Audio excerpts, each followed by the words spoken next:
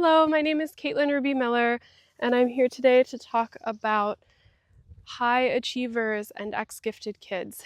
So, this can be a little bit of a weird subject to talk about because most people's perception of being labeled gifted or talented is that it is unilaterally a positive thing, so that nothing could be bad about being labeled as intelligent, gifted, talented growing up.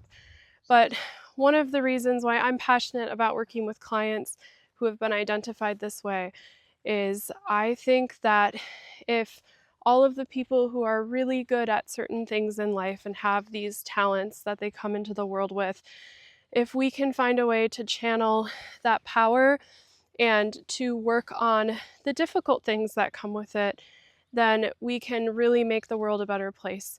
So, for example, I have my own journey of working with talent and intelligence and being labeled special for quite a long time. And what I've found in my career as a therapist and an artist, coming together in both identities, is a type of synergy that is really energizing and it feels sustainable, which is really powerful. And so, one of the things I like to work on with clients is perhaps channeling back into the love they had of the thing that they were labeled as gifted and talented by. So, for example, I work with a client who is a very talented writer, and for a long time, that's what their whole life was set up to be, is just a writer. And they went through a series of really difficult abusive relationships, and they ended up coming out of them and feeling really lost. And sometimes when we're feeling really lost, and this is drifting into other clients as well, sometimes when we're feeling really lost, we make choices that are what we think we should do instead of what we want.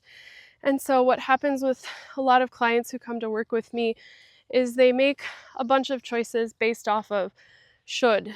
This is how I should be. This is what I should do. This is what a good person does. This is what a successful person does. This is what my parents think I should have done, no matter how old they are. And so, a big part of working with clients like this is to talk about what do you want? Who are you? What brings you joy? What makes your soul sing?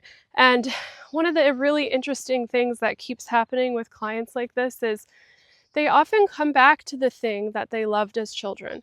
They come back to the thing that they were labeled as gifted or talented um, about, but with that sort of childlike joy that kept them going. Like, for some musician friends of mine and clients of mine, that joy that kept you practicing 4 hours a day as a kid, or the joy that kept you going to gymnastics practices until you were like blue in the face doing backflips, for example. So, what I like to do with clients is let's take that joy and let's channel it back into your adult self. And sometimes that looks like a career, sometimes it looks like a passion, sometimes it looks like a hobby, sometimes it looks like mentorship, like giving back.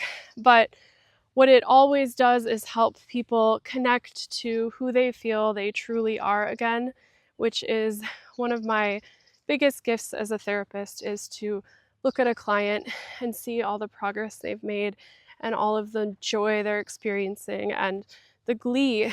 And it is so important right now in the world to have that. It's so important to experience joy. It helps you build community. It helps you feel healthier physically and mentally. It helps you build good relationships. It helps you parent your children.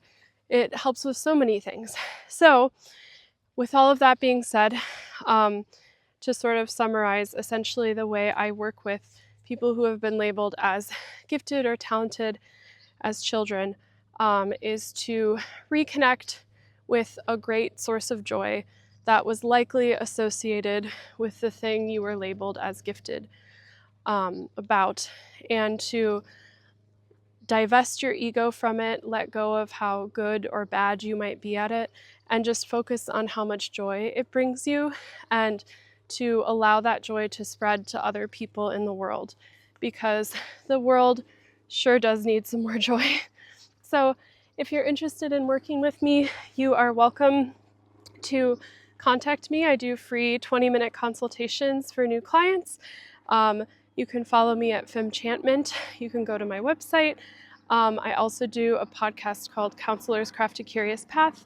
I do individual, couples, family therapy in Wisconsin and Illinois, and then I do groups that are worldwide to support creatives, to support neurodivergent people, and to help people discover their identity through tarot as a little interesting group. So those are my 3 groups. I am wishing you all the best on this windy journey. Bye. Thank you.